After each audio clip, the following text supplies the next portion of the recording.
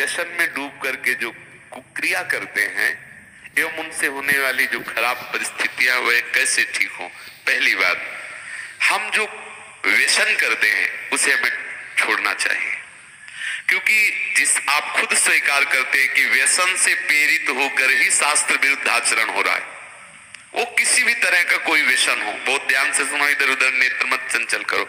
सबसे पहले हम माने हुए व्यसन का त्याग करें, क्योंकि वो त्याग नहीं करोगे तो व्यसन में एक प्रमाद स्थिति पैदा करने की ताकत होती है। थोड़ी देर में ही वो एक ऐसे प्रमाद पैदा, आप कोई भी व्यसन करो तो वो व्यसन आपको उन्मत्त करेगा अपने प्रभाव से और प्रमाद स्थिति में लाके वो आचरण करवा देगा। हम पहले व्यसन को छोड़ें। दूसरी बात, जिसे हम जानते हैं कि ये कुत्सित क्रिया है, उस क्रिया को छोड़ें, यद्यपि है बड़ा कठिन। जैसे आपकी स्थिति है, आपने अपने आप को खोखला कर दिया, ये जो आपने कुक्रिया शब्द लिखा हो, आपका जो दर्शन अनुभव करा रहा है, अब आप लाख कोशिश करेंगे तो आपको बार बार मन प्रेरित करके परास्त करने की कोशिश करेगा, आपको ऐसी स्थिति पैदा करेगा कि आप फिर उसी क्रिया पे आ जाएं। पर एक बार हिम्मत करके आपको जलना होगा, तभी आप बलवान हो सकते हैं। बिल्कुल ठीक समझना, नहीं आपके आंतरिक बल को नष्ट कर दिया इस क्रिया ने, इस व्यसन ने आपको नष्ट, अब आपको बलवान हो, आप पुनः वैसे हो सकते हो। कितनी अवस्था है आपके शरीर की? है 30। कोई बात, अभी चांस है, अभी आप सुधर सकते हो। तो आप पहले क्या व्यसन करते हो? अच्छा चलो जो भी हो, तो आप उसे आज नियम लो कि मैं नहीं करूंगा, छोड़ सकते हो? ऑलरेडी छोड़ दिया, ऑलरेडी मतलब बराबर छोड़ दिया। कुक्रिया, कुत्सित क्रिया, हाँ हम समझ रहे, पर आप उसे छोड़ रहे हैं आज कसम खा के। नहीं, महीना पूरा होने में जो वो प्रमत्त स्थिति आएगी, वो सारे कसम असम खूंटी में टंगवा देगा, क्योंकि वो एक ऐसी उन्मत्तता होती, प्रमाद स्थिति होती है। किन्हीं लोगों के हृदय में ये धारणाएं भर दी गई हैं कि कोई एक थैली है ब्रह्मचर्य की, और जब वो ओवर हो जाती है तो वो हट जाती है, ऐसा धारणा बैठा। ऐसा नहीं है।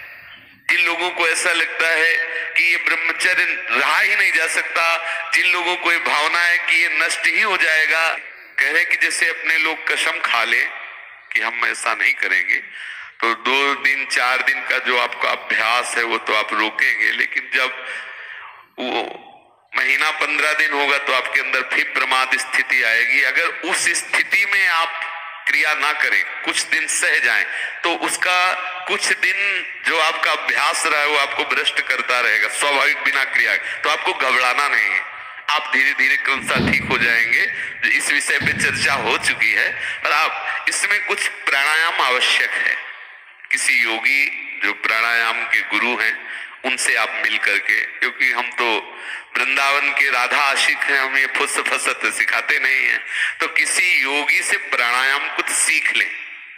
और कुछ व्यायाम, देहाती व्यायाम, जैसे दंड बैठक, दौड़ लगाना आदि को, मतलब हमारी प्राण शक्ति को थोड़ा सा व्यायाम के द्वारा एक बल मिलता है।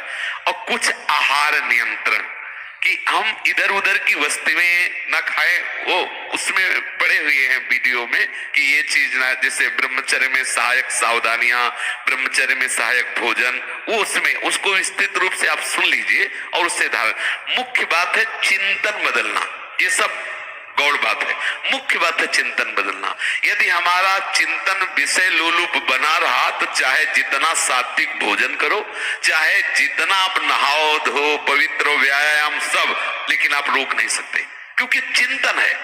चिंतन बदलना अति आवश्यक है। उसके बदलने के लिए सत्संग, शास्त्र स्वाध्याय, नाम जप तीनों आवश्यक है।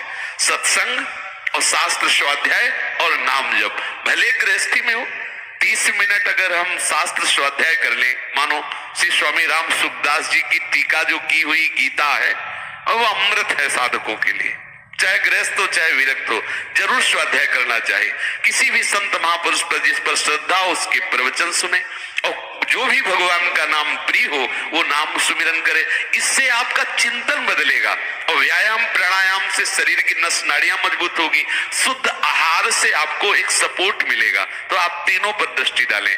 आहार ठीक हो, भजन साधन से चिंतन आप अपना ठीक कीजिए और संकल्प दृढ़ निश्चय के द्वारा उन अशुभ क्रियाओं को दूर कीजिए। जो अशुभ क्रियाएं आप करते रहे तो आप सुधर जाएंगे, नहीं तो देखो कुछ दिनों बाद ऐसा होने लगेगा, आप देखना आपकी विचार शक्ति लुप्त हो जाएगी, आपके अंदर बिना किसी कारण के शंका बनी रहेगी, भय बना रहेगा, घबराहट बनी रहेगी, हर व्यक्ति से बात करने में चिड़चिड़ापन आए, मतलब कितनी तरह की परेशानी आ जाएंगी। देखो हमें किसी से लेना देना थोड़ी है, तुम हमारे आत्मा हो तो हम आपको सुख पहुंचाने के लिए कह रहे कि आप पुष्ट बनो, आप बलवान बनो, गृहस्थी भी बनो, तो स्वस्थ और सुखमय जीवन व्यतीत करो। अब देखो अभी आपकी अवस्था क्या, 30 वर्ष की अवस्था का जो मनुष्य शरीर है वो पूर्ण स्वस्थ हष्ट पुष्ट होना। देखो आप ऐसे लग रहे हो जैसे बहुत आप चिंताग्रस्त हो, आप बहुत परेशान हो। इससे हुआ क्या, आपने खिलवाड़ कर लिया, इसलिए बात है। अब सावधान हो जाइए। बोलिए अब क्या बात, जो आज सुना उससे जीवन में धारण करो, ठीक है।